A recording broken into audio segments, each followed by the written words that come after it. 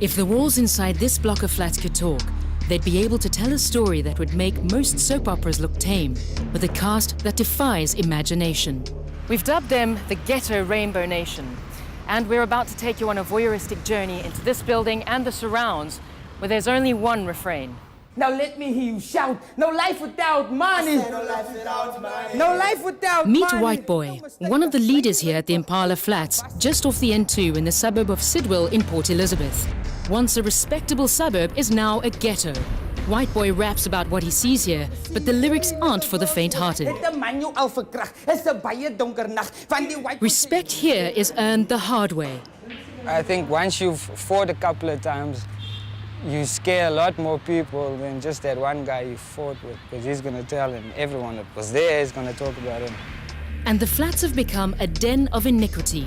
Once it gets dark, you can't walk on the steps anymore. Okay, certain people, but you as a stranger can't just come and walk, yeah? They're going to take your stuff. Many of the people who live here have criminal records. Many of them have done time. Like his best friend, Lee, a small-town girl from Uitenhage. I know how to smuggle drugs, or, yeah, that is what I did, okay? Let me call it myself, I'm a courier. She's been locked up twice. Once 10 years ago when she brought drugs back from South America. The second time while in transit in Spain. They called me, and I saw the two men there. She followed the officials. My bag was there already. And when I saw the bag there, I knew this is it, you know? They thought she'd swallowed drugs and scanned her. And they told me pregnant.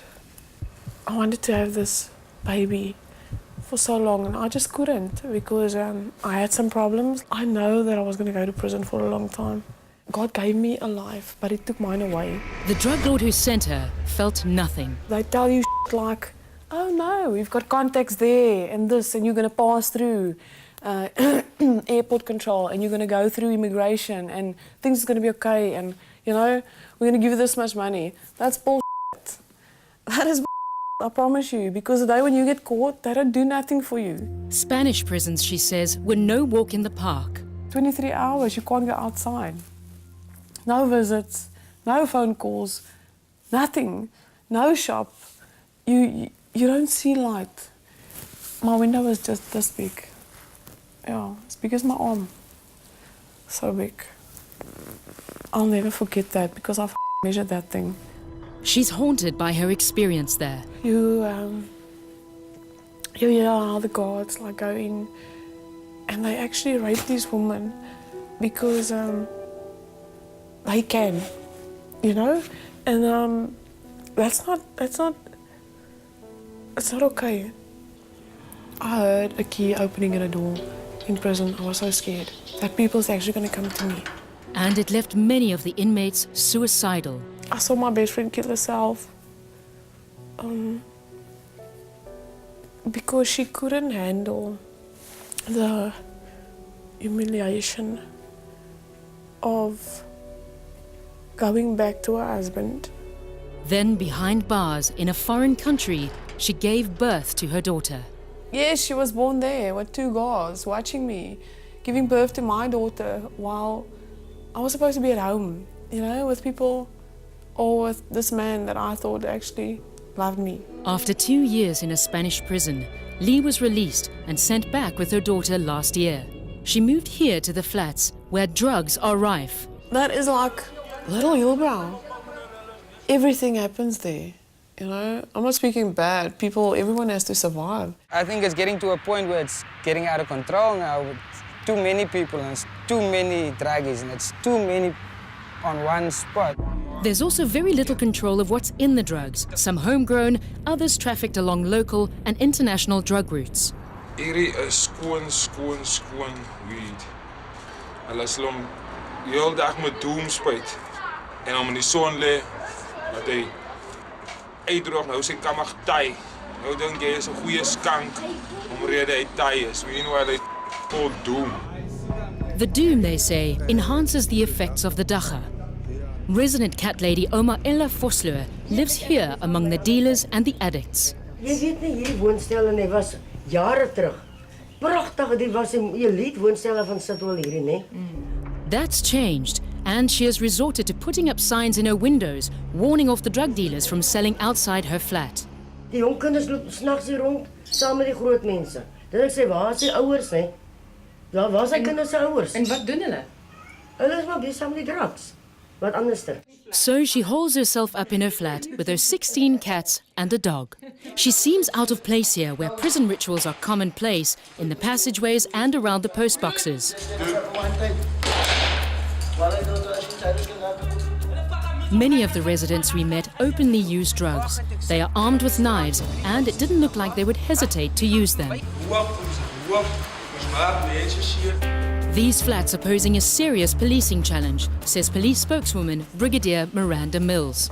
They can see for kilometers whether the police are coming or not. They flush away the drugs. By the time the police get to the flats and get into the lifts and up the stairs, all the evidence are gone. The people here stick together. There's camaraderie among the races, people brought together by circumstance and desperation.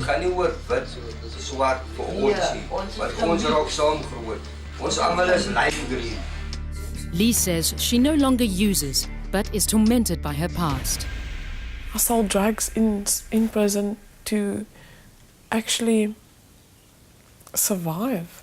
I would pay a girl to enter my phone into let me just put it straight, into a vagina, you know, to hide it away from the guards. I mean, how do you do that? She's left feeling scarred. Ek is glad nie perfect nie. Ek het my mistakes en ek het my, ek is stitched together of flaws. Words that resonate here at the flats, where 16-year-old Ernest is a regular. Disturbingly, we discovered he shares his stash with his 61-year-old mother. Ek het eers met 'n twakdoel, net hier twakdoel gemaak hulle met 'n sloubou, né? Ek het eers met dit begin. En toe kon ek so dat ons tussen mense se wat hulle rok en hulle opper ons. Later ons probeer. Okay, toe probeer ons. We caught up with Ernest at a gang hangout down the road. Ek gaan gratis skool. Hoekom nie? Drugs, is lekker. Wat doen jy om in die lewe te bly? Ek gaan werk either saam met so 'n vriend van my of ek steel ook saam met vriende van my. Ja. But that's not the only way they have made money, says his 17-year-old girlfriend. At 14, she started working the streets. Ek was baie bang. As jy wil drugs, dan wil jy dit hê. Hoe het hulle jou geleer? Hulle het my gesê, okay, as jy nou by die kerk kom en dan vra jy nou, dan vra hulle jou nou hoeveel vra jy en dan moet jy sê, en dan klim jy net in en dan whatever hy wil doen met jou moet jy doen. Hoeveel betaal hulle jou? Wel, party van die ander meisies vra 150. Ek vra 450. Ek het dit gevoel ek is cheap. Many of the men who picked her up were married and from PE's more affluent suburbs. Het die mans geweet hoe oud jy is? Ja, baie van die manne like jong meisies. Dis hoekom hulle het glad te gehoor. And Ernest was more than just aware of her work. Die ou wat ek nou saam met my is, hy was my pa. Linda is now pregnant and says she stopped prostituting herself and taking drugs. Dis vir my moeilik om te sien ander gebruik het. Dan kan ek dit gebruik. Maar soos ek sê, dan kan my kind dan. Voor die kind gebore is, moet ek drugs heeltemal los. Het gaan eintlik beter wees dan. But Ernest can't resist the drug seduction. Het jy al vandag dwelms gebruik? Ja, Watter tipe? ek het pille, tok, rocks. Ja. Al die dwelms op een dag? He tells us it's been 6 days since he last slept. My gunsteling een is pille basis. Hoekom? En laat my slaap en ook met die uit. Jy tikkie so. Kan ek dit sien? Die is vir my net so lekker. Maar hoe het werk is nog lekkerder. Het is lighter. He lit up a tick pop right there in front of us. Ek voel lus vir alles. Die ding jou lekker man. Jy voel net lekker.